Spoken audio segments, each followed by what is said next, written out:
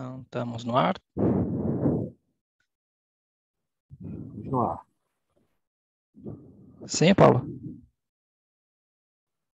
Positivo, professor. O pessoal já está chegando aí.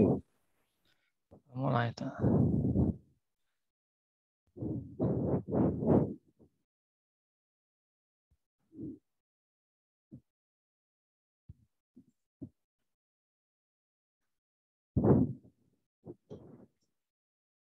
Então, boa tarde, pessoal. 1h30, horário de Brasília.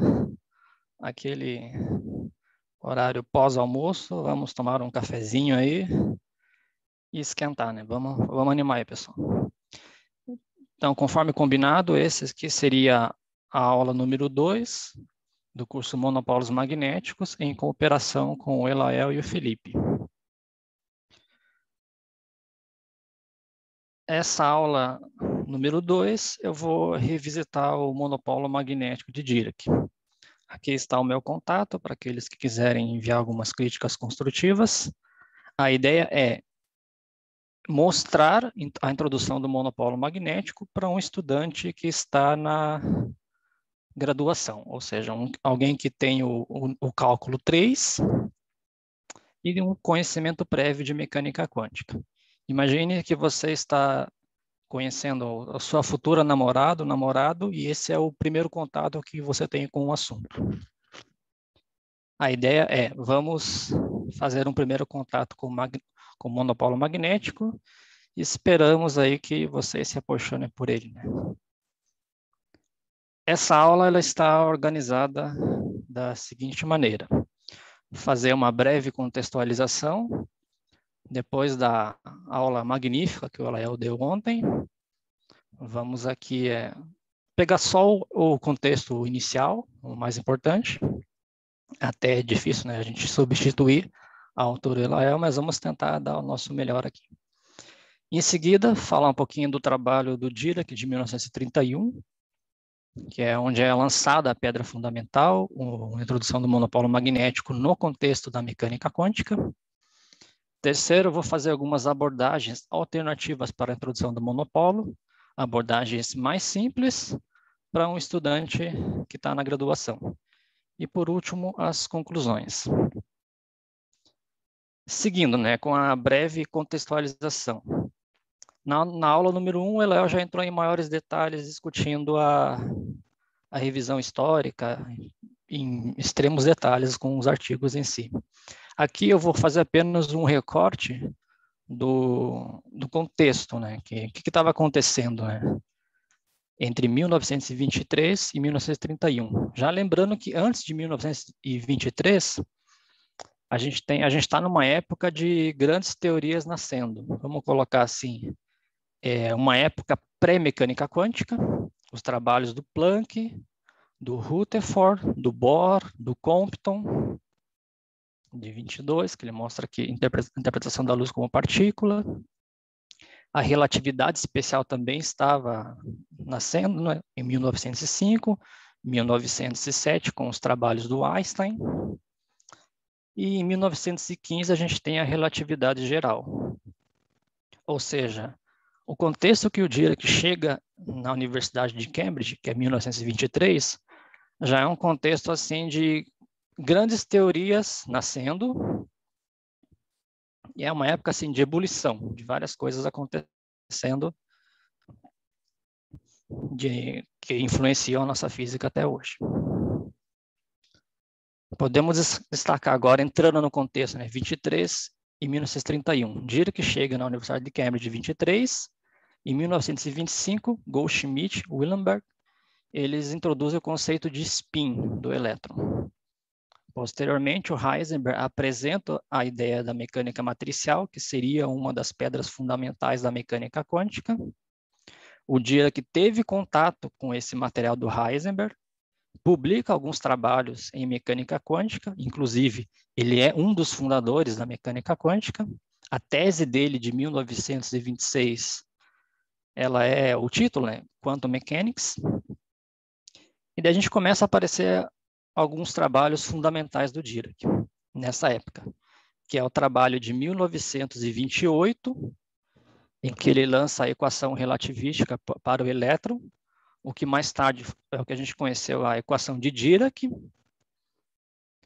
Em 1929, ele lança o conceito de mar de Dirac, que é a introdução do vácuo quântico e os estados de energia negativa. Em 1930, o Dirac coloca uma proposta, né, do que seria o conceito de antimatéria.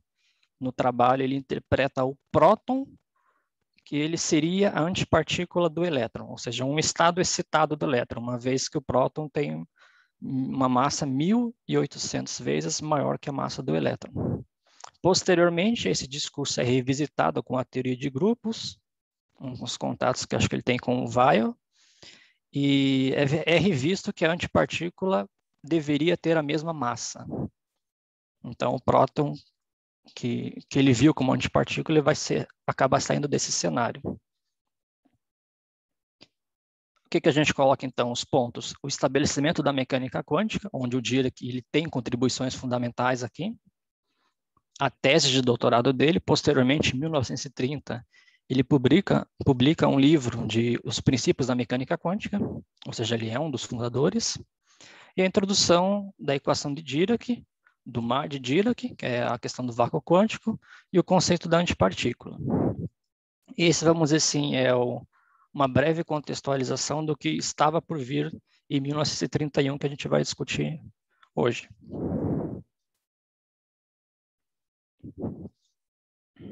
Até 1900 Opa, só voltar aqui. Até 1931, o que se conhecia, as partículas conhecidas eram o elétron, o próton e o fóton. O fóton tendo carga nula, o elétron carga menos E e o próton carga mais E. Em 1930, o Pauli propõe a existência do neutrino, mas até então você só conhecia essas três partículas. E a questão que se colocava, né, a carga elétrica, ela é quantizada, aparece em números N, E, onde N é um inteiro. Aqui na época, nós tínhamos só o zero e mais ou menos 1. Mas por que acontecia, por que a natureza só tinha isso? Né? Porque a carga elétrica ela é fundamental. Isso era um dos questionamentos que leva ao Dirac a 31 lançar o monopolo magnético. Uma outra questão é a constante de estrutura fina. Aqui eu coloquei no sistema gaussiano, que é o que eu vou adotar ao longo dessa aula. Essa constante alfa, que é a carga elétrica ao quadrado, dividido pela constante de Planck reduzida e a velocidade da luz, o h cortado e o c respectivamente, se você combina essas coisas, vai dar um valor adimensional, uma quantidade que é um número puro, né? Assim, é 1 sobre 137. Daí fica a questão, como você explica isso? Por que a natureza ela escolhe esse valor 1 sobre 137? Isso é uma das principais motivações que levou o Dirac a introduzir o monopolo magnético. Explicar essas duas questões. Por que a carga é elementar? Por que essa constante de estrutura fina tem esse valor, né? E aqui eu coloco as três referências fundamentais. Só voltando, nesse slide que eu esqueci de comentar, a constante de estrutura fina ela combina três coisas. A carga elétrica, ela vem do eletromagnetismo. A constante de Planck vem da mecânica quântica. E a velocidade da luz, C, vem da relatividade especial. Então, você combinar eletromagnetismo, mecânica quântica e relatividade especial, você tem esse número aí.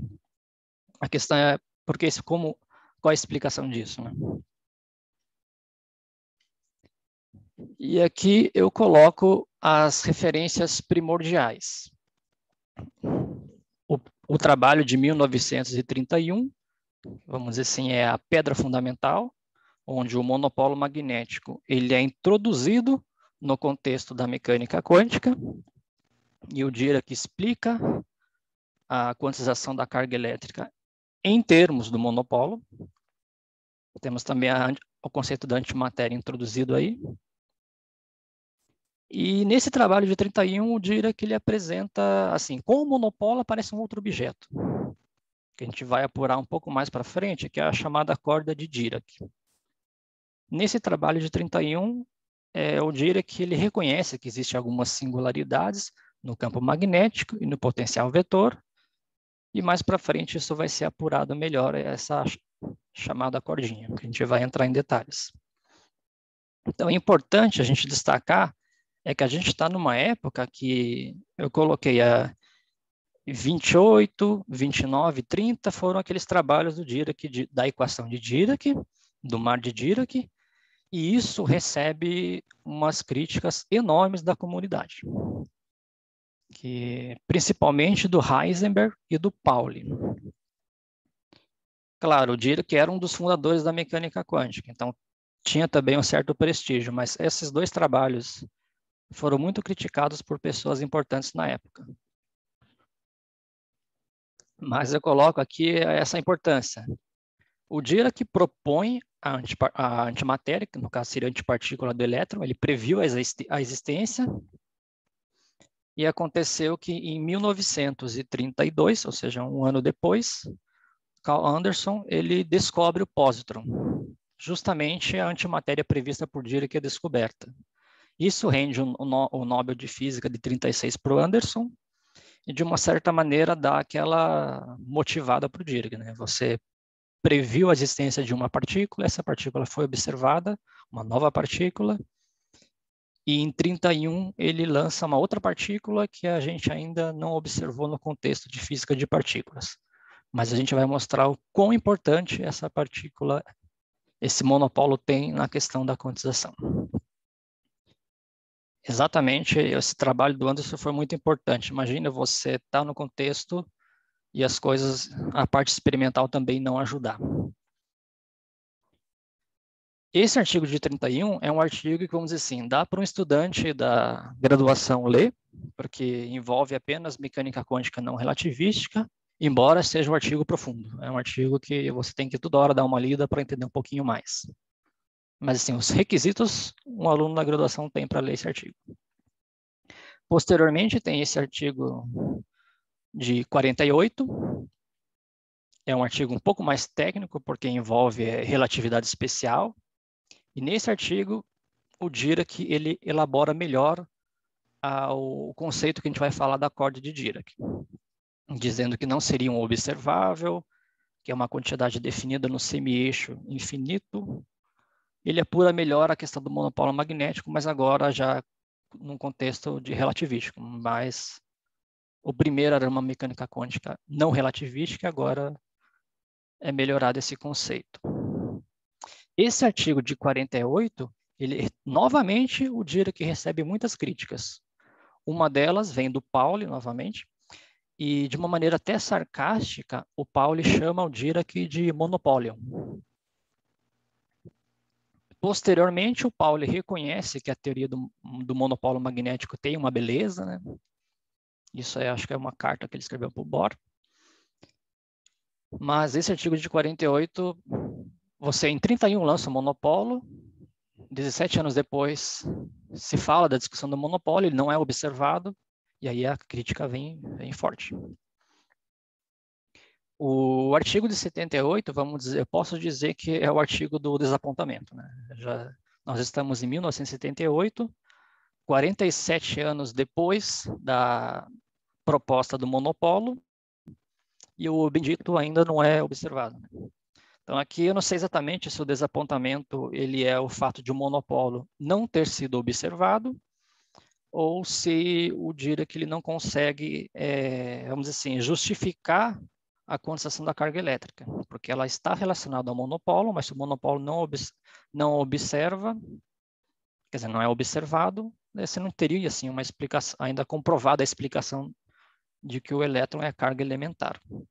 E também nesse trabalho de 78, o Dirac comenta que, de fato, a principal motivação dele não era o monopólio magnético, era explicar a quantização da carga elétrica e por que a constante de estrutura fina tem aquele valor 1 sobre 137. Na verdade, se a gente pode resumir assim, a grande pergunta que o Dirac se fez, né? por que o elétron é elementar? Ou ele não é elementar? Essa é a pergunta que se faz. E é o que a gente vai tentar discutir nesta aula. E também nesse trabalho de 78, ele discute um pouquinho mais o que se é conhecido na literatura como veto de Dirac. Ele diz assim, olha, eu introduzi o conceito do monopolo, junto com o monopolo aparece um objeto chamado corda de Dirac. Esse objeto ele tem singularidades, mas se o elétron não passar naquela região, não tem problema. Ou seja, o elétron ele vê o campo do monopolo magnético, mas ele não vai ver a corda de Dirac. E isso, de uma certa maneira, é muito criticado na literatura, que as pessoas tentam introduzir o conceito do monopolo, mas sem introduzir a corda de Dirac, já que não seria um observável. Imagine você, na época, introduzindo um conceito a corda do monopolo, que ainda não foi detectado, e ainda com isso um outro objeto altamente singular. Aqui a gente deu sorte, né? Em 31, o Dirac prevê a antipartícula, e em 32 é descoberta por Anderson, mas a história não se repetiu com o monopolo até o momento. E eu coloco outras referências aqui, vamos dizer assim, para quem quiser enxergar o monopolo magnético em biografias sobre o Dirac. A primeira é desse dinamarquês historiador da ciência, Helge Krag. E nessa referência, uma biografia científica do Dirac, se vocês forem procurar o capítulo 10, Just a Disappointment, nesse capítulo, que é justamente um desapontamento, ele vai falar do monopolo magnético. É um capítulo especial para o monopolo magnético. E é impressionante a maneira com que o autor ele discute o monopolo. Vamos dizer, você tem um historiador da ciência, mas ele apresenta a história com equações. Ou seja, ele discute o artigo do Dirac como um físico e mistura as equações com a própria história. Então, se você quer ver uma abordagem diferente que você não encontra em livros, nesse capítulo 10 desse livro, desse livro Dirac, a Scientific Biography, vocês vão encontrar a discussão do monopolo magnético. Tem esse outro livro, Simple Dirac. Se vocês procurarem o capítulo número 4, que é que ele até coloca como título Monopolium, se referindo à maneira sarcástica que o Pauli chamou Dirac. Nesse capítulo 4 também é discutido o monopolo magnético, mas aqui é de uma maneira, vamos dizer assim, é mais histórica, é só texto. Você tem uma abordagem mais simples. Eu coloquei o site, vocês conseguem acessar esse livro de maneira online. E vale a pena a leitura, assim, você tem as duas maneiras, a maneira histórica, que é o segundo, e a maneira um pouquinho mais, uma abordagem mais técnica, mas misturando equações com história. Depois eu cito esse segundo trabalho, são 4 autores, Paul Dirac, The Man and His Work, e se vocês buscarem o capítulo 3, que é a contribuição do Olive, tem uma discussão muito interessante do monopolo. Vamos colocar assim, né? Um livro que o primeiro autor, Abraham Pais, ele é um historiador da ciência. Então, nesse livro, ele vai discutir a vida e o trabalho do Dirac, de uma maneira um pouco mais geral, assim. Depois tem o trabalho a contribuição do Maurice Jacobi, que é um físico das interações fortes. O papel dele é discutir o conceito da antimatéria. Então, se vocês querem ver como que o Dirac introduz a antimatéria, que também chega no paper de 31, a contribuição do Jacobi. Terceiro, temos a contribuição do Olive, que é vamos dizer assim, a parte dele é discutir o monopolo. O Olive, ele é um especialista, é um físico, especialista em monopolos magnéticos e também da dualidade, que a gente vai entrar mais para frente, ainda nessa aula. Então, aí você tem um capítulo de um especialista em monopolo discutindo o trabalho do Dirac. É uma abordagem bem diferente, porque aí você inverte. Agora você tem um especialista discutindo a história, como que o Dirac fez, e ele é, de fato, em configurações topológicas em monopolo, uma referência na área.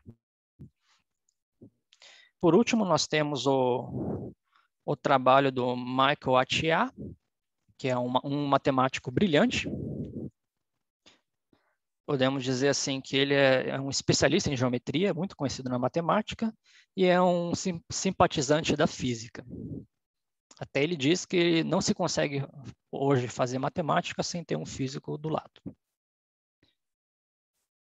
A contribuição do Atiyah nesse livro é falar da equação de Dirac, mais num contexto de geometria. Então, aqueles que querem ver o monopólio, mas de uma maneira diferente que está no livro, olha o capítulo 3 desse livro, a contribuição do Olive. E por último, eu cito um outro trabalho, quer dizer, um outro livro, uma biografia, e essa biografia é do Graham Farmelo. E o que ele coloca aqui, assim, esse livro, ele recebeu vários prêmios, vários destaques. Ele é o Farmelo é um biógrafo, escritor da ciência. E aqui ele faz um roteiro histórico, mas ele é extremamente detalhista. Ele vai ano por ano da vida do Dirac. Então, você não consegue assim encontrar um capítulo especial para o monopólio magnético. Ele aparece como ao longo do livro, né? Mas claro, se a gente sabe os anos, se você olhar esse livro 29, 30 e 31, 32, você já pega uma parte da vida do Dirac onde o monopólio é introduzido.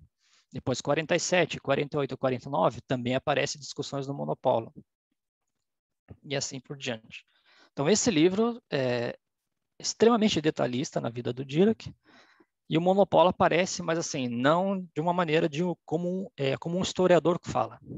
Aqui não aparecem muitas equações. Né? Você vai ter mais uma biografia do Dirac, mas não poderia deixar de citá-la porque dos tantos prêmios que ela recebeu. Bom, agora vamos assim começar com a parte mais técnica da aula, que é falar do eletromagnetismo de Maxwell.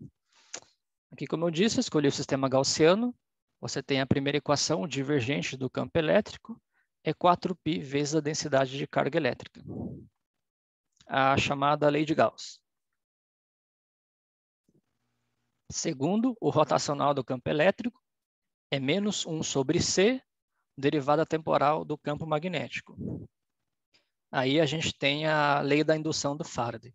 C, novamente, é a velocidade da luz. A terceira, o rotacional do campo magnético, é 4π sobre C corrente elétrica, quer dizer, a densidade de corrente elétrica, mais 1 sobre C, a derivada temporal do campo elétrico, que é conhecida a equação de Ampère-Maxwell. E por último, ao que nós vamos assim tocar mais, né, é o divergente de B igual a zero. E essa equação, a lei de Gauss para o magnetismo, elas nos coloca que não existe monopólio magnético. Essa foi a forma que o Maxwell assim, propôs as equações dele, e o mundo, pelo menos o nosso mundo macroscópico, respeita bem essas equações. Então, divergente de B igual a zero, não existir monopólio, significa, que eu também coloquei ali na forma integral, a integral de superfície, uma superfície fechada do campo magnético, ela é igual a zero, ou seja, o fluxo é igual a zero. No fundo, o que a gente está querendo dizer aqui é que o campo magnético, se existir, ele é gerado por uma estrutura tipo dipolo magnético, ou multipolos. Em outras palavras, você tem que as linhas de campo, como se a gente imaginasse polo norte e polo sul, elas são fechadas, elas circulam. A gente não pode dizer que o campo, você tem uma estrutura de monopólio que as linhas de campo estão saindo. Neste caso, pela própria integral de superfície do campo magnético igual a zero, no fundo está dizendo matematicamente que as linhas de campo circulam, ou seja, elas nunca começam ou nunca terminam num ponto. Se qualquer linha de campo entrar num volume, ela vai ter que sair. Essa é a conclusão matemática que a gente tem. Se existir o campo magnético, ele é um dipolo ou multipolo. E aí começa a entrar algumas questões interessantes, que a gente pode escrever os campos eletromagnéticos através dos chamados potenciais vetor escalar. O campo magnético como sendo um rotacional de um potencial vetor A, e o campo elétrico menos o gradiente de φ menos 1 sobre C, derivada temporal do potencial vetor A. E isso é importante, porque no contexto da mecânica quântica, aí não relativística, quando você faz um acoplamento de uma partícula com o campo eletromagnético, você utiliza esses potenciais vetores A e φ. E aí a gente tem a identidade, né? O divergente do rotacional de algum vetor, isso é identicamente zero. E isso, vamos dizer assim, foi um dos fatores de que se não considerou o monopolo magnético no contexto da mecânica quântica. Na aula do Elel, ele coloca até que o monopolo já tinha sido discutido numa era pré-Dirac, mas não na mecânica quântica, porque na mecânica quântica a introdução dos potencial vetor meio que seria um no-go, não dá certo você introduzir potencial vetor e o acoplamento com campo eletromagnético. Em outras palavras, eu quero dizer o seguinte, né? Você tem que o campo magnético é rotacional do A, e o divergente do rotacional do A é identicamente zero. Assim, você conclui que isso é compatível com o divergente de B igual a zero. Ou seja, tudo funciona bem, você consegue, automaticamente, a lei de Gauss para o magnetismo seria satisfeita na mecânica clássica, por uma identidade vetorial. Mas isso muda quando, em 31, o Dirac lança a sua pedra fundamental, introduzindo o monopolo magnético agora no contexto da mecânica quântica. E a grande pergunta que a gente se faz, que vai ser a resposta dessa aula, a gente se coloca como conciliar um divergente de B diferente de zero com o B igual o rotacional de um potencial vetor.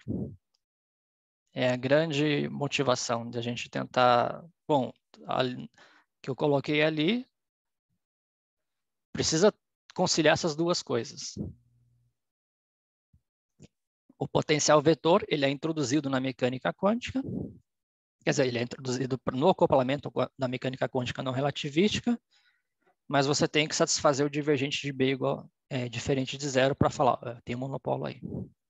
Vamos, então, entrar agora com o trabalho do Dirac de 1931. Aqui eu vou efetuar uma abordagem heurística. Como eu disse, é um primeiro contato que se tem com o monopolo magnético. Então, eu estou fazendo uma discussão bem simples, tentando desviar das sutilezas que tem na teoria, das complicações. E a ideia é, vamos falar então de mecânica quântica não relativística. A gente tem a equação de Schrödinger e a constante de Planck reduzida a H cortado, a derivada temporal da função de onda, isso é igual ao Hamiltoniano aplicado à função de onda. No caso de uma partícula livre, que essa partícula tem massa m, a gente tem que o Hamiltoniano cinético é p ao quadrado sobre 2m, onde p é o operador momento, menos i, h cortado, é o gradiente. Agora, se a gente faz um acoplamento, no caso da interação de uma partícula carregada Q com o campo magnético, no fundo, aqui eu só estou interessado com o acoplamento com o campo magnético, mas poderia também ser feito com o caso elétrico. Mas como a gente está assim, mirando o monopolo magnético, vamos só fazer o acoplamento com o campo magnético. A prescrição que a gente tem é, a gente pega o operador momento e substitui pelo operador momento menos a carga dividido pela velocidade da luz vezes o potencial vetor. Como eu tinha afirmado, né? Na mecânica quântica não relativística, a interação entre a partícula carregada e o campo, ele é feita através desse potencial vetor. E uma outra hipótese é considerar que esse campo seja independente do tempo, ou seja, o nosso potencial vetor só depende da posição. Fazendo essas prescrições naquela Hamiltoniana anterior, a gente obtém essa expressão, né? I igual cortado, a derivada da função de onda psi, derivada temporal, 1 sobre 2m, e o que a gente chama aqui, o chamado momento canônico, o operador cinético menos Q sobre CA. Isso elevado ao quadrado atuando na função de onda.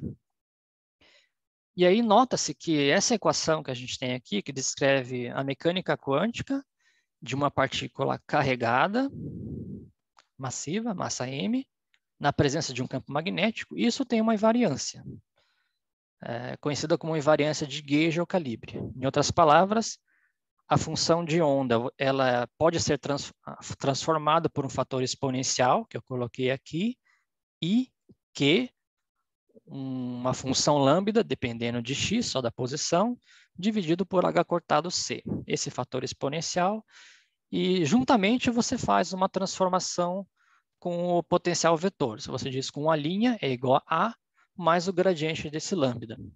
Se vocês fizerem as contas substituindo essas expressões aqui, vocês conseguem, após várias etapas, mostrar que os fatores exponenciais se cancelam. Lembrando que aqui você tem operadores, então tem que atuar numa função teste. Fazendo a conta certinho, que você mostra que essa equação ela tem essa invariância. Ou seja, eu trocar psi por psi', A por A', não muda a equação, tem a mesma forma. Isso para uma função lambda de x arbitrária. Agora vamos começar a brincar um pouquinho, que é introduzir a nossa função lambda, e eu vou chamar ela como sendo 2gφ. G, por enquanto, é uma constante. E φ aqui é o ângulo azimutal em coordenadas esféricas. Como eu coloquei na figura, você tem x, y, z, e φ seria esse ângulo aqui, né? O ângulo azimutal no plano xy. Ou seja, se é arbitrário, vamos escolher isso só para ir ver onde vai dar. E lembrando também as coordenadas esféricas, a gente tem o gradiente de uma função f é dado por essa expressão, né? Você pega a derivada de f em relação a r, vezes versor unitário r, mais 1 sobre r derivada em relação a θ, versor unitário θ, mais 1 sobre r seno θ, derivada de f em relação a φ, versor unitário φ. E a expressão é simples, o lambda nosso é 2gφ, só depende de φ. Esses dois primeiros termos são automaticamente nulos, e só o terceiro termo vai trazer uma contribuição que também é muito simples, já que depende linearmente em φ. Ou seja, o gradiente da nossa função lambda ele é 2g r seno θ versor unitário φ. Como eu coloquei aqui em cima, né? 2g r seno θ versor angular φ. E aí você nota, existem singularidades nesse carinha. A primeira singularidade é r igual a zero. Esse negócio vai para infinito em r igual a zero. Mas isso que eu coloquei ali é a chamada singularidade real. Você sabe que vai ter problemas em r igual a zero. Isso já acontece, por exemplo, quando você está tratando o campo elétrico de uma carga pontiforme. Em r igual a zero, vai para infinito. Então, era esperado que isso acontecesse. Também para esse caso magnético. Pelo menos na teoria de Maxwell, né? Em outras teorias, você consegue resolver a finitude do campo elétrico, por exemplo, introduzindo a não linearidade. Mas então, uma singularidade já é reconhecida R igual a zero, uma singularidade real. Mas agora aparece uma coisa nova aí, que é uma singularidade em seno de θ igual a zero. Isso não é real, isso é uma coisa, vamos dizer assim, é a tua descrição que está trazendo isso. E é exatamente isso que a gente, posteriormente, com mais calma, vai reconhecer essa singularidade como corda de Dirac. Isso vai ser elaborado mais para frente. Mas, por enquanto, vamos retomar a questão da simetria. A gente tem que a transformação do A' é igual a A mais o gradiente da função lambda. E eu tenho aqui o gradiente da função lambda, 2g r seno θ φ. Isso me diz que eu posso ter essa versão A'. O A' como sendo g, 1 menos f de θ, onde f de θ é uma função arbitrária, dividido por r seno θ versor unitário φ. E também posso ter o A como sendo a soma do f de θ, ou seja, menos g, 1 mais f de θ é r seno θφ. No fundo, você subtrai as duas coisas, você obtém justamente o que eu tenho aqui em cima, né? O gradiente do lambda 2g sobre r seno θ. Isso para qualquer função θ. Ou seja, a gente está começando a reconhecer um potencial, um vetor aí. Seguindo. Bom, você pode mostrar que calculando o rotacional em coordenadas esféricas, que o rotacional do A' é igual ao rotacional do A, isso é a definição que a gente tem do campo magnético. Essas coisas são idênticas, claro, se a gente está fora da singularidade, das duas singularidades. E eu vou escolher, vamos supor que a gente toma a nossa função, que era arbitrária, como sendo um cosseno de θ. Com esse f sendo cosseno de θ, o que se mostra é que o rotacional do A' ou do A, isso vai produzir um campo magnético como sendo G dividido por R ao quadrado, versor unitário R, ou seja, radial. Que é justamente o campo magnético de um monopolo. Eu até coloquei aqui, se a gente fizer a analogia com o campo elétrico, que é a carga elétrica, dividido por R ao quadrado, versor unitário radial ali, a gente vem aqui a carga elétrica ali, isso a gente interpreta agora aquela constante G, que a gente não tinha ainda dado nome, com a expressão do campo magnético fica claro, ela é a carga magnética. E aqui eu coloco a expressão para o A'. O A' fica G vezes 1 menos cosseno de θ, R seno de θ, versor unitário φ. Ou seja, a gente, fora da singularidade, já está reconhecendo um candidato a potencial vetor que dá origem a um campo magnético de um monopolo magnético. E eu coloquei aqui a identidade, que é a tangente de θ sobre 2 é 1 menos cosseno dividido por seno. E com essa identidade, a gente tem que o nosso A', o potencial vetor A', é G sobre R, tangente de θ sobre 2.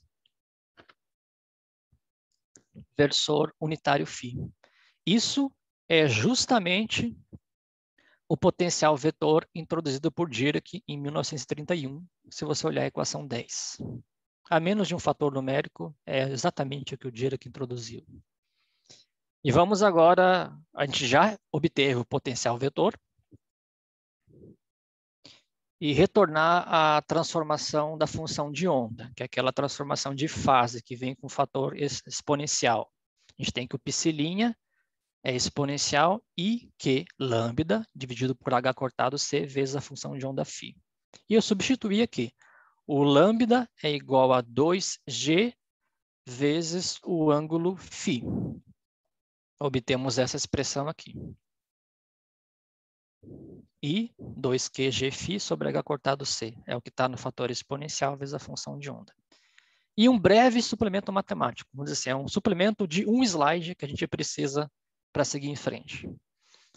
Recordando a equação de Euler, o que a gente tem é E na Iφ, é cosseno de φ mais I seno φ.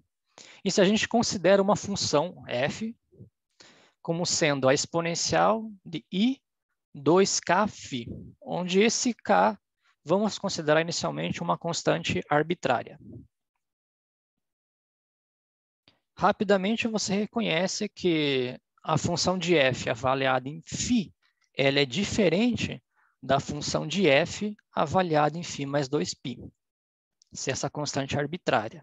Ou seja, a gente diz que essa função ela não é uma função de valor único. No entanto, se a gente assumir que a exponencial de I4πk igual a 1, isso significa a gente ter que essa constante agora não é arbitrária, mas ela for um inteiro dividido por 2, ou seja, n sobre 2, onde n pertence aos inteiros.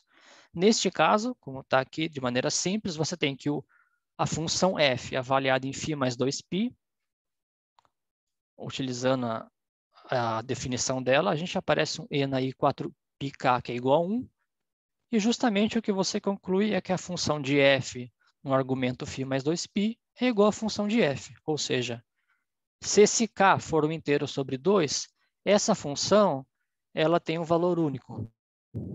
Um valor único para essa coordenada angular. Você pode trocar φ mais 2π, φ mais 4π, φ mais 6π, assim por diante. Ela tem um valor único. Esse é o que a gente precisa a matemática que a gente precisa. Agora eu vou voltar com isso, mas no contexto da física. Eu vou chegar e falar, olha, eu vou exigir que a função de onda tenha um valor único. E aquela a função de onda que eu escrevi. O nosso π', ele é aquele fator exponencial vezes a função de onda π. E quem faz o papel do K é justamente carga elétrica, carga do monopolo magnético, φ, quer dizer, dividido por H cortado C. Ou seja, se eu coloco a exigência de interpretação física de que a função de onda do elétron tem que ter um valor único, eu chego na condensação da carga elétrica. Ou seja, essa relação aqui, onde esse aqui faz o GQ sobre H cortado C, faz o papel daquele K que eu tinha colocado. E aqui fica simples ver a condensação da carga elétrica se a gente, por exemplo, supor que o G é igual ao G0, onde esse G0 é, vamos dizer assim, a carga elementar, a carga magnética elementar. Se a gente pegar essa expressão e colocar em evidência a carga elétrica, fica N sobre H cortado C dividido por 2G. E reconhecendo a carga elétrica como sendo H cortado C sobre 2G0, a gente tem justamente que a carga elétrica é N vezes a carga do elétron. Ou seja, é um inteiro da carga do elétron. Aí está evidente a quantização da carga elétrica e como o monopolo magnético entra na história. Ou seja, o monopolo magnético, a existência dele nos traz a quantização da carga elétrica. Essa, vamos dizer assim, foi a abordagem que o Dirac fez de mecânica quântica não relativística. Mas, claro, aqui de uma maneira heurística, de maneira bem simples, que eu acredito que seja acessível para um estudante que está na graduação. Bom, seguindo, nessa abordagem heurística, tem algumas questões, que a primeira questão foi que eu evitei a singularidade, né? Em R igual a zero e seno de θ igual a zero. Isso fica claro, por exemplo, se eu pegar a expressão do nosso potencial vetor A', que é G, 1 menos cosseno θ, R seno θ, versor φ. E aqui colocando na figura que a gente está vendo, se eu tomo θ igual a zero, significa o semi-eixo Z positivo. Se eu escolho θ igual a π, nós temos o semi-eixo Z negativo. Neste caso, eu coloquei apenas o potencial vetor A', mas tem aquele potencial vetor A. A única diferença é que um vai com 1 menos cosseno no numerador e o outro vai com 1 mais cosseno no numerador. Neste caso, do A', a gente tem uma singularidade em θ igual a π, porque cosseno de π é menos 1, então o numerador não dá problema, e seno de π é zero. Ou seja, esse é o potencial vetor que contempla a singularidade no semi-eixo Z negativo. O outro é o inverso. O outro aparece com 1 mais cosseno e ele vai contemplar a singularidade para Z positivo. Em outras palavras, o que eu quero mostrar aqui é que, pelo menos na abordagem heurística, está muito claro que o potencial vetor ele não está definido no eixo Z, de maneira global. Se você, tanto no semi-eixo Z positivo como no semi-eixo Z negativo, você vai ter um problema. Esse é o preço a se pagar, né? A gente introduziu o monopolo, mas a gente tem que pagar um preço que é a corda de Dirac, pelo menos nessa visão mais heurística. A conclusão. A gente tem que o divergente de B é diferente de zero, como eu mostrei naquela expressão. Para aquele lambda como sendo 2Gφ, a gente obteve um campo de um monopolo magnético.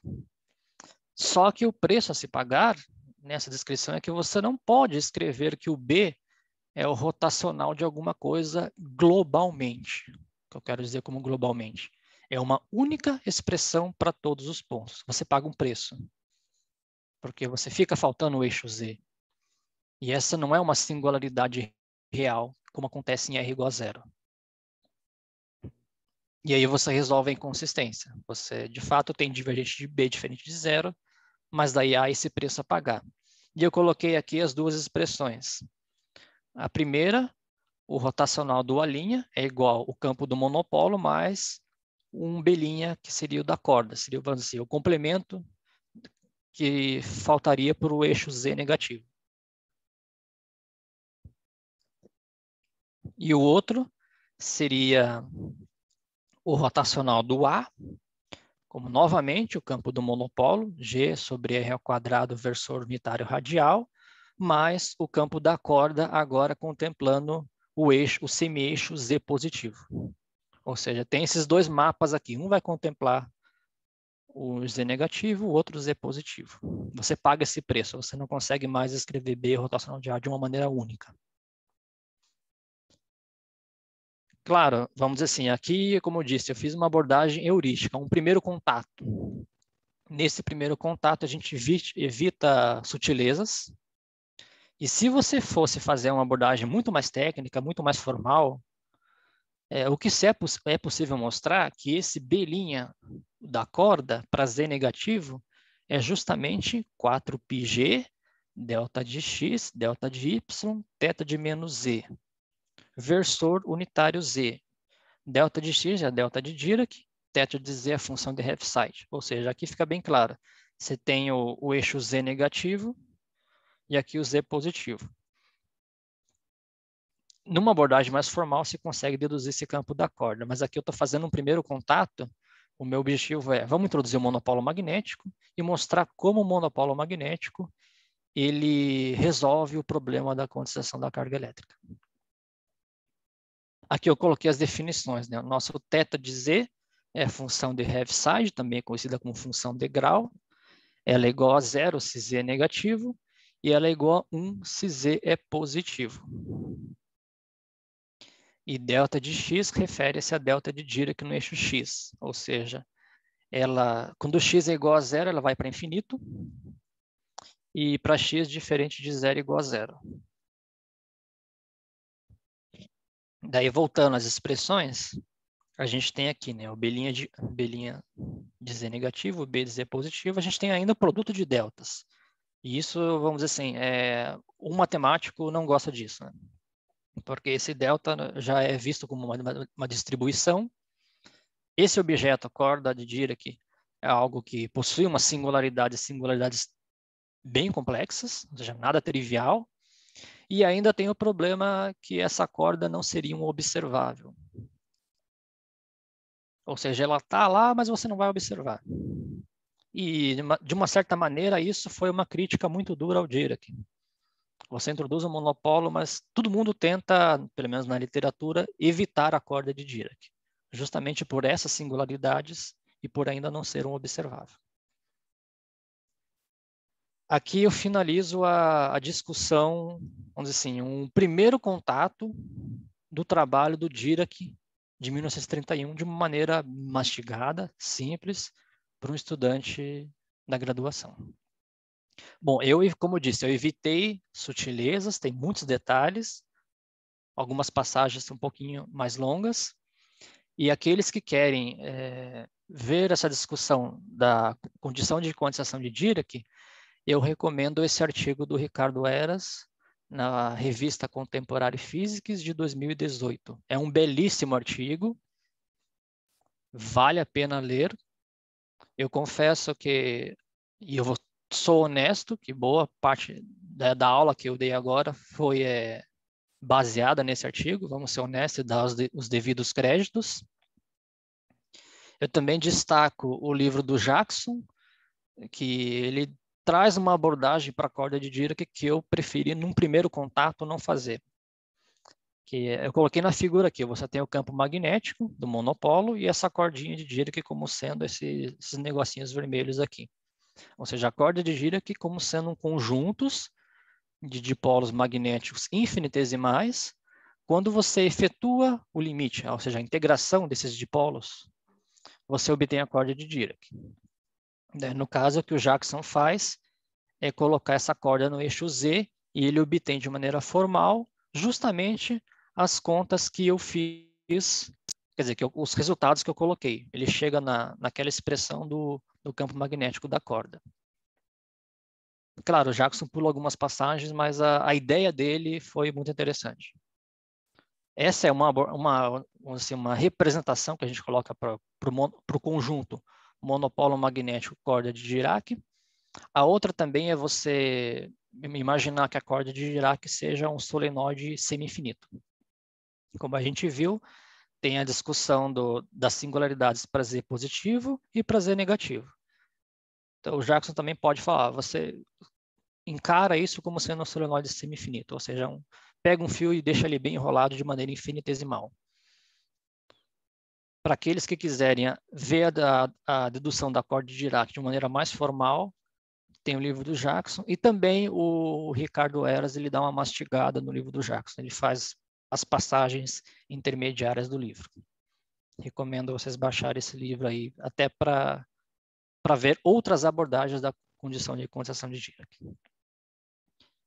Agora eu entro na segunda discussão, que é a abordagem via simetria de dualidade. Eu entro na terceira etapa dessa aula, que é abordagens alternativas para o monopolo magnético. E a primeira delas é a dualidade. Vamos considerar as equações de Maxwell na presença de monopolo magnético. Novamente, no sistema gaussiano, eu coloquei aqui, ó, divergente de B, 4π, densidade de carga magnética. E aqui o correspondente o que seria a corrente magnética. Essas são as equações de Maxwell na presença do monopolo magnético. Vocês têm o ρ/d, ρ/m, densidade de carga elétrica e magnética, respectivamente, a densidade de corrente E e a densidade de corrente M, sendo as densidades de corrente elétrica e magnética. Ou seja, o que essas equações têm de especial? Primeiro, vocês podem manipular elas, utilizando algumas identidades vetoriais, e mostrar que elas satisfazem as equações de continuidade. Ou seja, a derivada temporal da densidade de carga elétrica é o divergente da densidade de corrente. E a mesma coisa para o caso magnético. No fundo, você está aí colocando as conservações das cargas elétricas, da carga elétrica e magnética. Tem também a discussão a força de Lorentz, agora ela é generalizada. A gente tinha que antes era a carga elétrica, E mais V sobre C vetor B. Mas, se você tem agora uma carga magnética, aparece essa contribuição também, como sendo a carga magnética se acopla com o campo magnético, menos V sobre C, produto vetoral com campo elétrico, onde V é a velocidade da partícula e C é a velocidade da luz. E essas são umas coisas interessantes que aparecem quando você coloca monopolo magnético. E agora vem a discussão. Se a gente pegar essas transformações, que é chamada transformação de dualidade, ou seja, você pega o campo elétrico e faz como sendo um E' cosseno mais B' seno de θ, onde esse θ é arbitrário.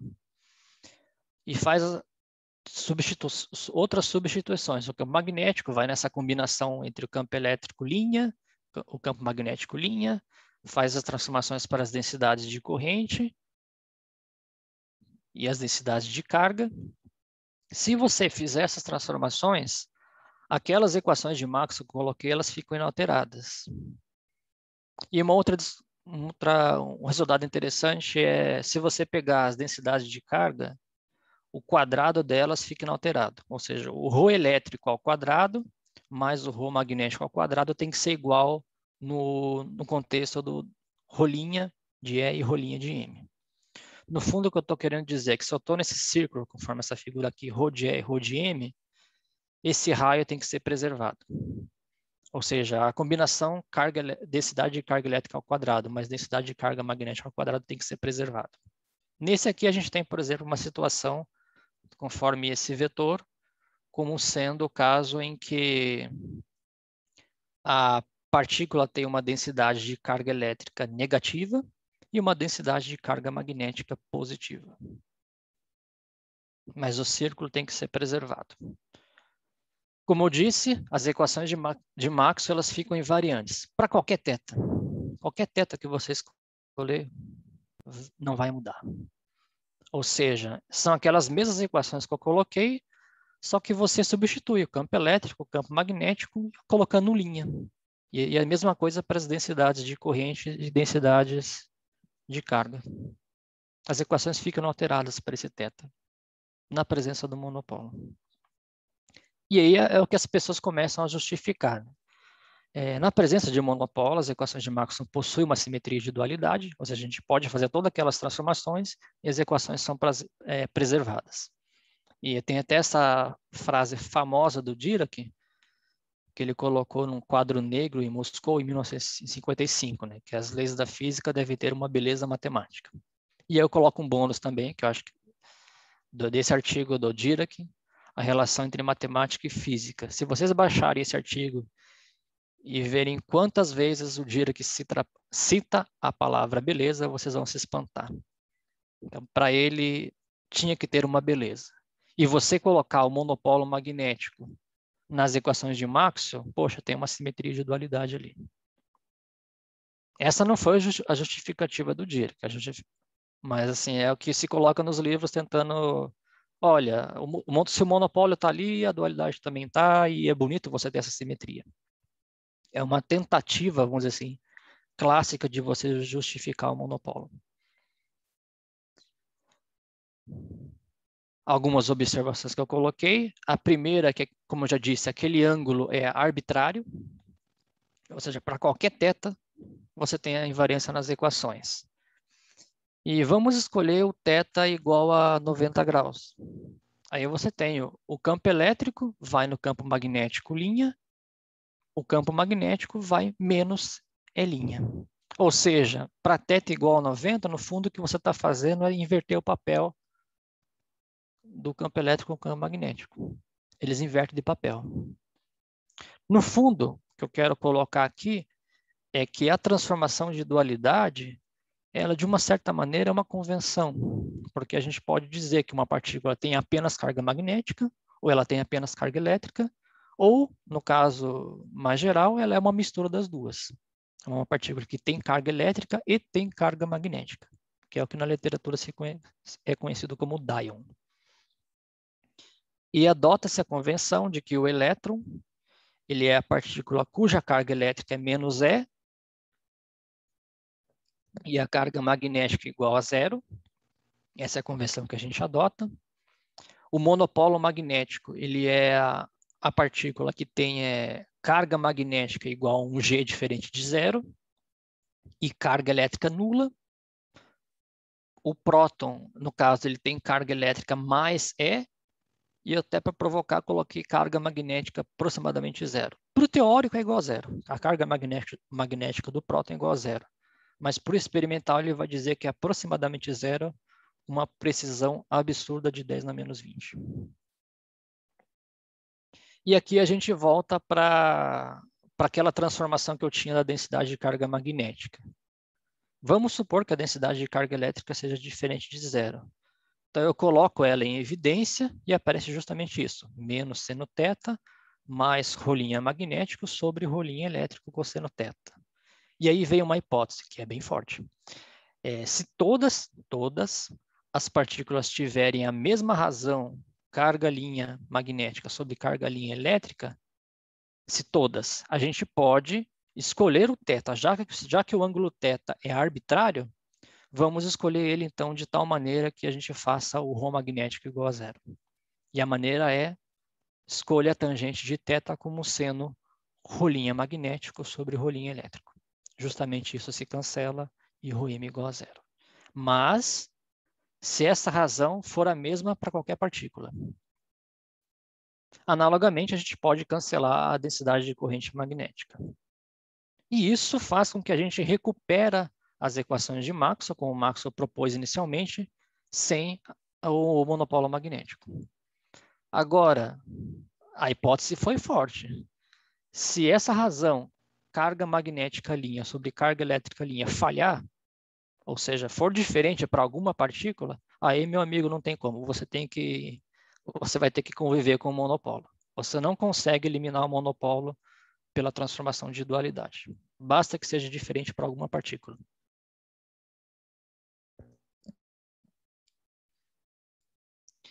E a última observação é que, assim, a simetria de dualidade, ela existe mesmo no vácuo. E isso já tinha sido introduzido por Heaviside em 1892. A maneira que ele introduziu é isso, né? Você pega o campo elétrico e manda no campo magnético linha, e o campo magnético você manda no menos linha. E isso no vácuo da época, né? Vamos dizer, a gente está em 1892, ainda não tinha entrado a relatividade especial. Então, o vácuo aqui, no caso, seria o éter, né? O que eu quero afirmar aqui é a dualidade existe sem o monopolo, mesmo no vácuo. Mas, se você acrescenta o monopolo magnético e estende a dualidade, você também teria uma justificativa de simetria aí. Continuando agora, uma outra abordagem. Já fez a abordagem do paper do Dirac de 31, deu uma justificativa clássica via simetria de dualidade. Agora vamos para a última, que é a abordagem semiclássica. A ideia aqui é introduzir o chamado dipolo de Thomson, que foi colocado em 1904. É uma configuração bem simples, como eu coloquei na figura, que é a configuração em que você tem uma carga elétrica pontual, que uma carga elétrica, quer dizer, uma carga magnética G, separados a uma distância D. Importante é, aqui eu coloquei a carga elétrica Q na origem dos sistemas de coordenadas, então esse é o vetor posição R. O monopolo magnético está a uma distância, um vetor D da carga elétrica, e ambos estão em repouso. Você pode considerar a situação em que um deles está em movimento. Normalmente se considera a carga elétrica em movimento. Mas assim, vamos escolher, é o primeiro contato com o monopolo magnético, então vamos fazer o mais simples, que é os dois em repouso. Isso fica conhecido na literatura como o chamado dipolo de Thomson. Essa aqui é uma referência, o próprio livro do Thomson, Elementos da Teoria Matemática da Eletricidade e Magnetismo. Eu coloquei a quarta edição de 1909. Mas eu citei aqui, né? Isso foi feito em 1904. Parece, segundo as referências que eu li, que isso foi feito em um artigo, e também a terceira edição do livro do Thomson foi de 1904. Mas eu só consegui baixar a de 1909. Por isso que eu estou citando. Acho que a maioria também só vai conseguir a de 1909. O importante é a gente destacar aqui, a gente está em 1904 e 1909. Lembrando, né? A relatividade especial, ela só entra em 1905, 1907, quando Einstein coloca os trabalhos. Então, a gente ainda está numa situação em que o nosso vácuo tem o éter, né? Mas vamos fazer a conta sem falar disso. Nessa situação em que os dois estão em repouso, você tem que o campo elétrico é devido à carga pontiforme. É a carga elétrica sobre R ao quadrado, o vetor radial. E o mesmo para o campo magnético, onde aparece o vetor R menos D, que eu estou justamente esse vetorzinho aqui, que é o campo magnético nessa posição.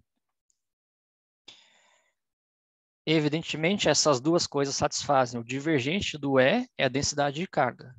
Quer dizer, 4π densidade de carga, onde a densidade de carga é a carga elétrica vezes a delta de Dirac. Delta de R, porque a carga elétrica está na origem dos sistemas de coordenadas. E o divergente de B é 4π densidade de carga magnética, que é a carga magnética vezes a delta de Dirac de R menos D, porque o nosso monopolo magnético está na posição D. E vamos calcular o momento angular do campo eletromagnético. Lembrando do momento angular de uma partícula pontual, que a gente tinha R vetor P, onde o P é o momento. No caso do campo eletromagnético, o que se faz, o papel do P é o E vetor B. Aqui aparece 1 sobre 4πc, porque eu estou adotando o sistema de unidades gaussiano. Você faz a integração no espaço, esse seria o momento angular do campo eletromagnético. Lembrando também dessa identidade vetorial, com o duplo produto vetorial, R vetor E vetor B é igual ao campo elétrico, R escalar B, menos o campo magnético, R escalar E. E você substitui a expressão do campo elétrico. Aqui é direto, fica Q sobre 4πc integral, o vetor R sobre R ao cubo, R escalar B, menos B sobre R, integral no espaço. E aí tem algumas manipulações que, assim, para um primeiro contato eu estou evitando. Mas, no fundo, você vai ter que fazer integrações por partes, vai ter algumas integrais de superfície, mostrar que essas integrais de superfície se anulam no extremo, e também utilizar algumas identidades vetoriais. Eu coloquei uma delas aqui, é que o gradiente de 1 sobre R é menos R vetor sobre R ao cubo. E voltando à expressão aqui, ó, R sobre R ao cubo. Aqui você vai substituir essa identidade, efetuar integrações por partes, integrais de superfície se anulam. Após essas manipulações algébricas que eu vou omitir, a gente pode mostrar que o momento angular do campo eletromagnético é Q sobre 4πc, vetor R sobre R, divergente do B. Mas o divergente do B a gente sabe que é 4πg vezes a delta. E utilizando a propriedade de filtragem da delta, isso dá simplesmente carga elétrica, carga magnética, dividido pela velocidade da luz, vetor D sobre D. Ou, aparecendo aqui, o versor unitário D. Em outras palavras, o que eu tenho é que o momento angular do campo eletromagnético desse dipolo de Thomson, ele é carga elétrica, carga magnética, dividido pela velocidade da luz, vezes o versor unitário. Em outras palavras, essa quantidade ela não depende da distância de separação carga elétrica monopolo magnético. E incrível, porque essa afirmação é uma afirmação clássica, a gente fez uma conta clássica aqui. Ela foi feita por Thomson no livro de 1909. Eu baixei esse livro, eu recomendo vocês baixarem, e se vocês derem uma olhada na página 532, ele vai fazer essa afirmação. Claro que é um contexto, a conta que ele faz não é fácil entender, mas ele faz essa afirmação. Ele fala exatamente a situação em que você tem um polo magnético e um ponto eletrificado. No caso, o que ele fala de ponto eletrificado é a carga elétrica. Nessa situação, ele afirma o momento armazenado no momento angular do campo eletromagnético do sistema éter, carga elétrica e monopolo magnético, isso deve permanecer constante e independer da distância. Ele fala explicitamente essas palavras. Lembrando, nós estamos em 1909, a relatividade especial ainda estava começando a nascer, né? 1905, 1907. Então ali ele falava do éter também, mas nessa discussão a gente pode omitir o éter e falar só do vácuo que a gente, hoje, o aluno de graduação conhece. Mas é incrível como que o Thomson já em 1909 chegou nesse resultado aqui. Mas aí vem a discussão, né? Ele chegou nesse resultado com uma abordagem clássica. Isso em 1909 ou 1904, que talvez na terceira edição ele já tenha feito isso também, a gente ainda não tinha que a mecânica quântica estava bem fundamentada. A mecânica quântica ela aparece forte mesmo em 1930, que aí já com os próprios trabalhos do Dirac e outros pessoal aí é bem estabelecida a mecânica quântica não relativística.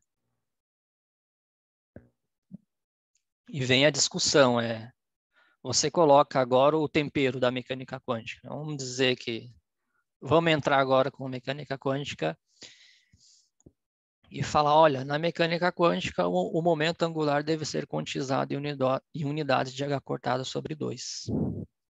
E vamos supor que aquele vetor unitário D está agora no eixo Z. E aí o que a gente tem é justamente isso, né? Se o momento angular ele é quantizado, carga elétrica G sobre C tem que ser igual um número inteiro, H cortado sobre 2.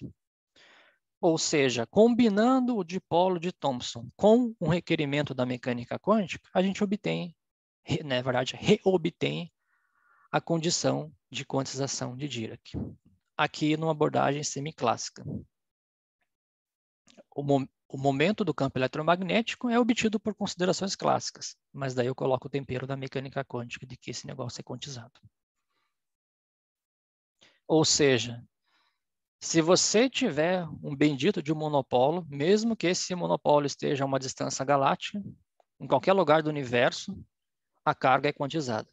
É o que está mostrando esse resultado. Porque voltamos aqui, né? Esse negócio independe da distância. Então, ele pode estar anos-luz da gente, mas basta que exista, né? E aqui eu coloquei alguns trabalhos que eles fazem a combinação do dipolo de Thomson com argumentos da mecânica quântica. O primeiro trabalho é do Sarra, de 36, ou seja, o trabalho de Dirac é soltado em 1931. 5 anos depois, o Sarra já comenta, olha, vamos lembrar daquele resultado do Thomson, e agora introduzir mecânica quântica, a gente está reobtendo a condição de quantização de Dirac. Mas assim, o Sarra, ele publicou numa revista indiana. E isso, na época, era pouco divulgado. Vamos nos colocar naquela época. O negócio funcionava na base de cartas, do papel impresso. Então, isso ficou meio que... não foi muito divulgado, vamos dizer assim. Depois, destacar também que o Sarra ele é um nome importante na física da Índia. Se vocês pesquisarem, existe até o Sarra Institute of Nuclear Physics. Tem um instituto no nome dele. Em seguida, em 44, o Fears ele também faz uma discussão parecida com dessa que eu fiz agora, só que numa situação diferente. Agora a carga elétrica está em movimento, mas a carga magnética em repouso. E nessa situação, o Fears também, combinando o dipolo de Thomson com argumentos da mecânica quântica, ele obtém a condição de quantização de Dirac. Posteriormente, em 49, o Wilson ele publica um trabalho muito parecido com o Sarra, mas não citando o Sarra. E daí, depois o Sarra publica também logo em seguida um trabalho dizendo, olha, eu fiz essa conta em 36, né? Mas na literatura podemos dizer que assim tá meio confuso, né? Se você olhar nos livros, alguns dizem que alguns de fato reconhecem o Sarra como sendo o primeiro, outros esquecem o Sarra e colocam o Fears, outros livros esquecem o Sarra, esquecem o Fears e colocam o Wilson, mas ao que tudo indica, o primeiro foi o Sarra. Mas só um historiador assim para aparecer com um outro autor aí, combinando o dipolo de Thomson com argumentos de mecânica quântica. Parece que o Igor Tamm também chegou a discutir algumas coisas da mecânica quântica do elétron num campo do monopolo magnético, mas eu não sei se o Igor Tamm chegou de fato a fazer a conta do momento angular. Pelo que eu estou percebendo, o Sarra foi o primeiro a combinar o dipolo de Thomson com esses argumentos. De uma maneira bem simples que eu fiz aqui, uma conta simples, você consegue mostrar que a carga é quantizada, né? A condição de quantização de Dirac. E aqui eu finalizo a aula. Ou seja, a gente fez uma abordagem de mecânica quântica, como eu disse, é um primeiro contato. Então, foi feita uma discussão muito próxima de um aluno de graduação que tenha conhecimentos básicos de mecânica quântica. A abordagem clássica via simetria de dualidade, que é você, no fundo, justifica que se tem um monopólio, você pode estender a dualidade, isso é bonito, uma justificativa mais via beleza, né? Via que as equações apresentam essa simetria.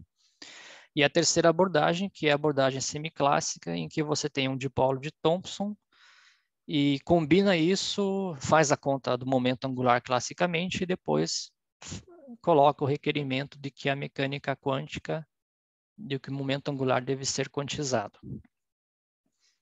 E aí eu finalizo essa primeira aula, como disse, é o primeiro contato, né? Alguém que nunca viu monopólio, como eu acho que deveria ser discutido o monopólio de Dirac. Agradeço a atenção e vamos aí, pessoal. Continuar aí agora que venha as questões aí, se houver. Boa tarde, professor. Aqui é o Lucas do Cefet. E eu queria saber se tem alguma outra maneira de você provar a quantização da carga elétrica sem ser pela existência do monopólio. Eu duvido que seja tão simples e elegante quanto foi com essa prova, mas, enfim, se já existe alguma outra coisa na literatura nesse sentido. É uma boa pergunta. Eu acredito que deve ter, mas eu nunca encontrei. Até voltar assim naquele artigo que eu coloquei esse aqui. Do Ricardo Eras, ele faz várias abordagens, justamente a condição de quantização de Dirac. E todas elas que eu vi, por exemplo, você pede o monopólio magnético. Me parece que o monopólio magnético ele é a abordagem mais aceita. É a justificativa mais aceita para a carga elétrica ser quantizada. Agora, a questão é, eu não me espantaria se houvesse justificativas da quantização da carga vindo em outros cenários mais complexos, como, por exemplo, dimensões extras ou supersimetria, ou cordas, assim. Não me espantaria se isso acontecesse. Mas eu, assim, nunca cheguei a ver alguém justificando a concessão de Dirac sem apelar pelo monopólio. É uma boa pergunta, mas, inclusive, no artigo do Ricardo Eras, ele afirma que existem outras, mas ele não cita. Artigo, eu, pelo menos, não encontrei um artigo específico. Não, beleza. Não, é porque ele aparece de forma muito natural e muito simples, né, a partir do monopólio. Então, realmente, beleza. Obrigado pela resposta, professor. Não foi uma resposta, mas, como eu disse, parece que tem, mas o monopólio é o mais aceito, né? 99% vão dizer que é o monopólio. Talvez alguém tenha uma teoria aí que não apele para o monopólio. Tranquilo. Beleza, professor. Obrigado. Obrigado. Oi, Léo? Ah, Tá me ouvindo bem? tô... Beleza. É o Felipe. Um Felipe, comentário sobre essa questão da quantização, eu não tenho certeza, mas se eu não me engano, para você poder ter no modelo padrão, sem nenhuma hipótese adicional, você ter quantização da carga é um requisito para você não ter anomalia no modelo padrão, né? Então, não é uma quantização de Dirac no sentido estrito, mas alguma quantização de carga, se eu não me engano, é um requisito para o modelo padrão ser livre de anomalias de gauge. Então, essa é a única que eu tenho em mente, pelo menos. E mesmo assim, com um toque de sal, né? Eu não me recordo exatamente se tem mais alguma hipótese, se é exatamente uma quantização da carga, ou se requer mais alguma coisa, mas para quem for procurar, pelo menos uma pista, né? Eu acho que esse seria um caminho assim mais complexo, porque você vai olhar agora a carga elétrica, quer dizer, o eletromagnetismo no contexto do modelo padrão. Uhum. E daí vai ter a quebra da simetria, você vai interpretar a carga elétrica como sendo aquela combinação, né, do isospin isofraco. Uhum. Então, pode até ser que ela venha, mas assim, aí já teria que, pelo menos num primeiro contato, em que você tem que apelar para um cenário mais amplo, né? Uhum. Uhum. Mas, com assim, certeza. num contexto simples como está aqui de graduação, eu acho complexo de você Acho que meio produzir. impossível, realmente. Mas, assim, Aliás, todos... valeu pela aula, né? Excelente. Aproveitar para elogiar. Todos que utilizam a condição de quantização de Dirac, a maioria apela para o monopolo magnético. É por isso que até o Pauli, mesmo chamando o Dirac de monopólium, como está no livro naquele livro aqui do dinamarquês, lá, esse aqui, né? O Pauli chama o Dirac de monopólium de maneira sarcástica, mas no final ele reconhece que, poxa, a teoria tem alguma beleza, né? Porque vocês viram aí de maneira bem simples que basta existir um monopolo e você consegue explicar a condição da carga elétrica. Manda aí mais alguém. A gente tem uma pergunta no QA, só que a aluna que enviou a pergunta não me respondeu se ela quer entrar via áudio.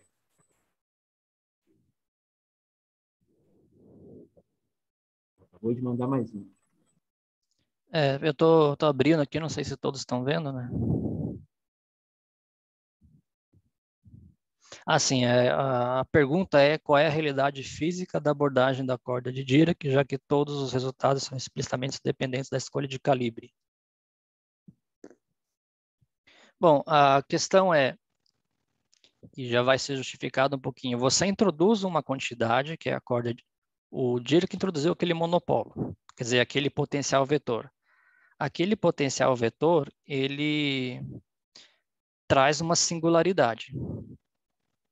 Essa singularidade é interpretada como corda de Dirac. Alguém já respondeu ali. E o que se coloca, pelo menos a justificativa do Dirac, é que essa corda ela não é um observável. Ou seja, ela está lá, mas você não observa. Você pode observar o monopolo.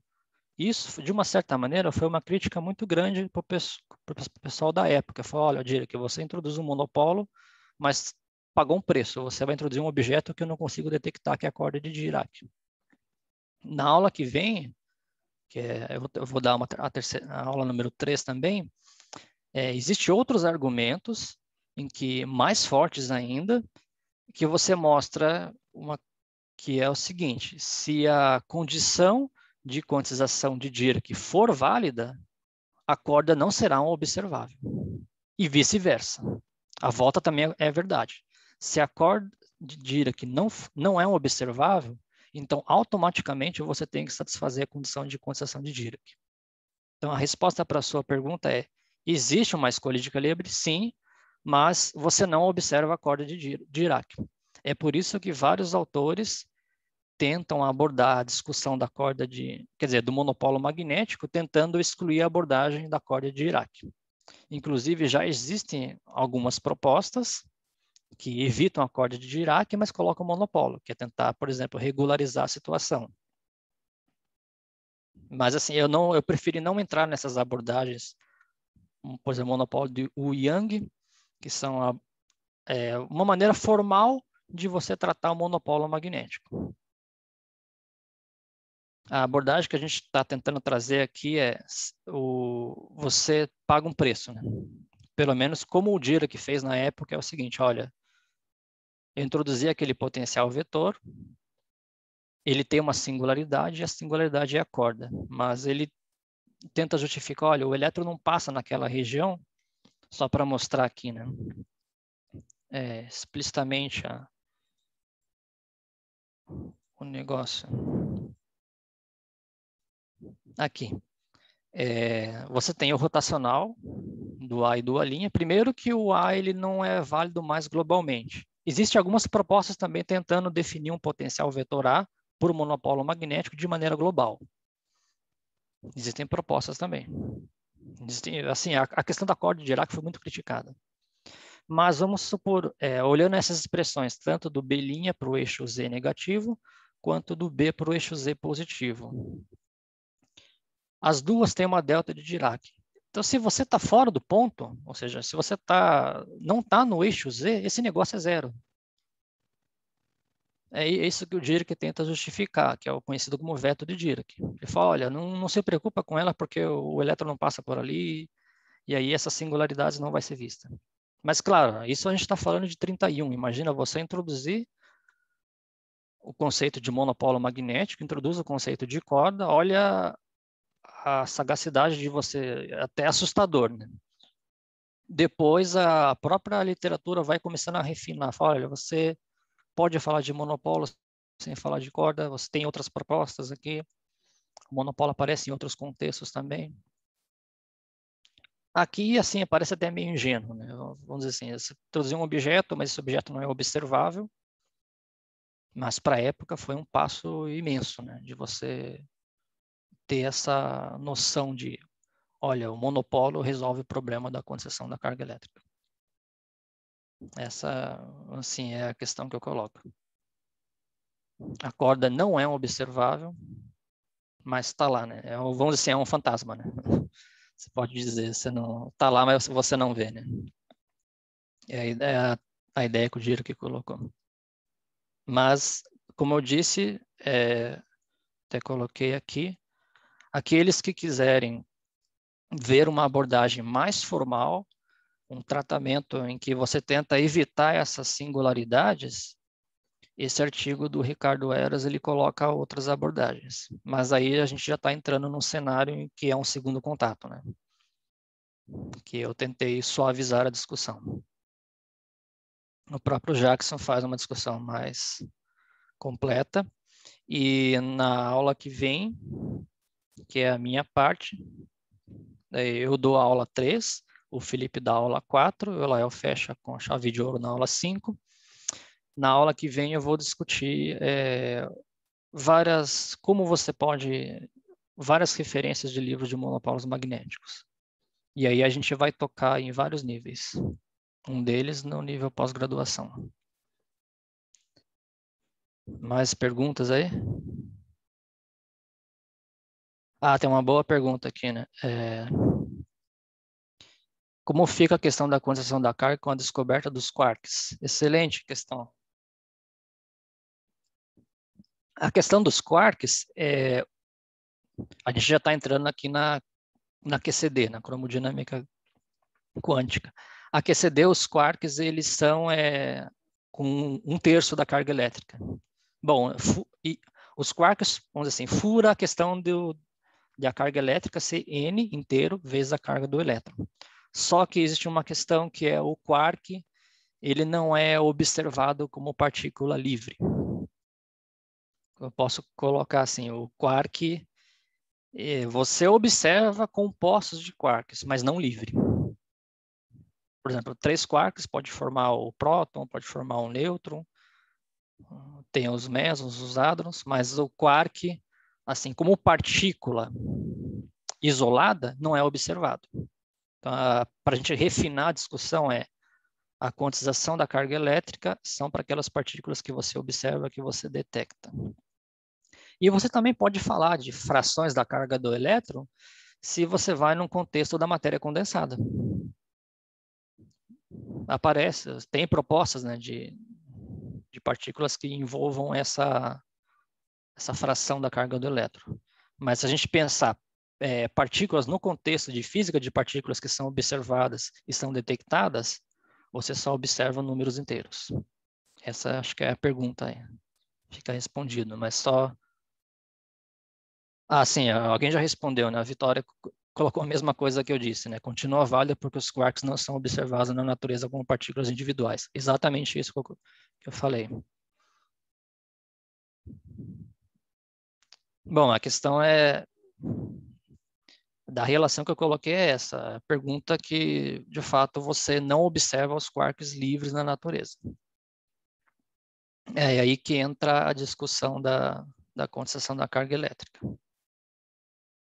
Mas, como eu disse, não é que não esteja permitido. Você não observa os quarks livres, mas eles têm, pelo menos na teoria, assim, uma fração de 1/3, né?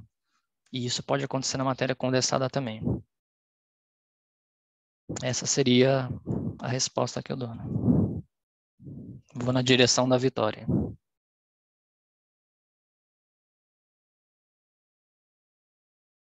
Opa. Bom, acho que se é isso, fechamos, né? Ou alguém tem mais alguma questão aí, manda bala, né? Acabou de surgir mais uma.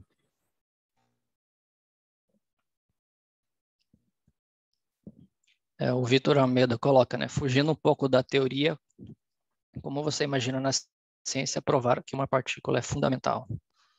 Bom, essa é uma pergunta extremamente técnica, né?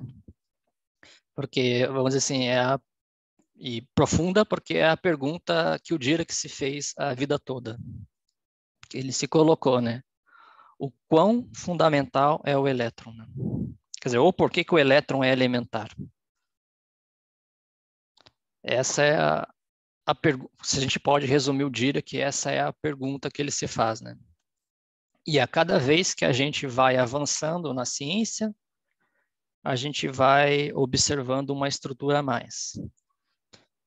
Vamos, assim, a gente está no conceito, por exemplo, vamos iniciar a discussão. Eu estou no conceito da mecânica não relativística. A gente tem o conceito de partícula. Daí eu vou avançando na minha discussão, eu entro na teoria de campos. Daí eu falo, olha, o conceito de partícula, ele é substituído pelo conceito de campo. E as excitações do campo me dão as partículas. Opa, já substituí partícula por campo. Então, já dou uma primeira direção das coisas. E agora, a gente está no que a gente chama de teoria de campos. E se eu for um pouquinho mais, será que esse campo não é substituído por uma corda, que vem da teoria de cordas? E aí o que você coloca, a sua pergunta é, como você imagina na ciência provar que uma partícula é fundamental? Primeiro, o próprio conceito de partícula vai ser substituído por outra coisa, que é campo. E talvez o conceito de campo seja substituído por um conceito de corda. Mas, atualmente, o que a gente tem acesso é as chamadas, no laboratório, que são as excitações dos campos. Então, a cada vez que a gente vai avançando na ciência, a gente até o próprio conceito de partícula ele vai sendo redefinido, aprimorado um pouco mais.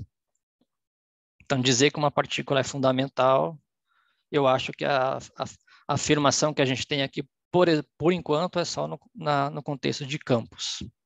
E a gente fala, olha, tem alguns campos que você acredita ser fundamental, mas ainda, talvez, ele pode ser visto como uma discussão, como sendo um campo composto, por exemplo, ou alguma excitação de corda.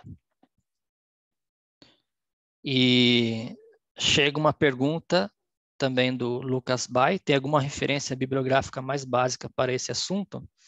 Bom, a referência do Lucas, eu vou te responder na aula que vem, e a gente tem muitas. De fato, tem muitas referências básicas, e elas vão ser colocadas e citadas especialmente na próxima aula. Deixa eu só ver aqui as respostas. Olha, a Vitória, segundo ela, fez uma monografia, né? Então, eu peço também que a Vitória me envie essa monografia também, seria bom eu guardar, né? Mas eu vou trazer outras, se a Vitória puder, depois tem o meu contato ali, me envia por gentileza a sua monografia, já que, pelo visto, estamos aí com uma pessoa que é especialista em monopólon. Mas eu vou trazer na próxima aula, discussões, várias referências e em diferentes níveis, indo do básico até nível pós-graduação. Vai ser justamente o meu objetivo da próxima aula.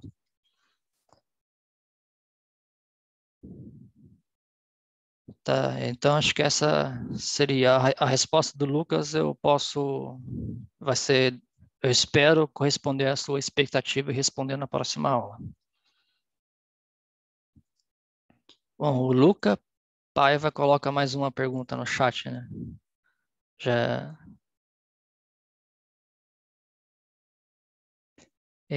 Bom, a pergunta do Luca é, agora que entramos nesse assunto, já que teria algum campo esperado que na sua oscilação gere um monopolo. Bom, essa é uma pergunta um pouquinho mais delicada, porque na discussão que eu estou colocando aqui do monopólio do campo de Dirac, o monopólio é visto como uma quantidade elementar, ou seja, sem estrutura.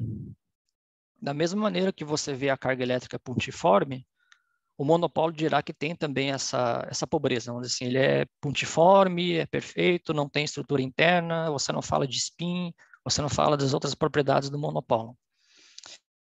Agora, quando a gente vai avançando no contexto do monopólio, já em contextos mais amplos, que já aparece, por exemplo, na década de 80, em teorias de grande unificação, quando você fala do modelo padrão, aí você já entra com uma estrutura de campo, esse campo tem rótulos, vamos dizer assim, o RG dele, e nesse RG pode ser que tenha estruturas internas, como spin e outras quantidades. Daí sim, o monopólio teria uma estrutura, não seria tão simples como o monopólio de Dirac, vamos dizer assim. O Dirac introduziu o monopólio pensando numa quantidade colocar pontiforme, né? Sem estrutura interna. Mas a discussão do monopólio ele vai avançando com o tempo e vai sendo revisto o monopólio como um campo. Esse campo agora tem tem estrutura interna, mas não nesse contexto do Dirac. Acho que essa é a discussão.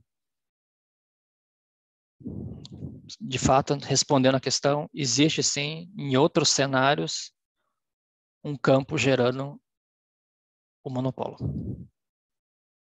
Não nesse aqui, mas em outros cenários mais complexos. Mas é uma boa pergunta, sim. Obrigado.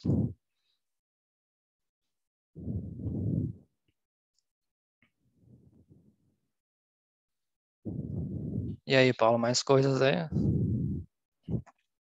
Por enquanto, não temos nada. Então, vamos guardar mais um pouco aí. Dar Temos uma meia pausa hora para ainda, pelo menos. hidratação, né?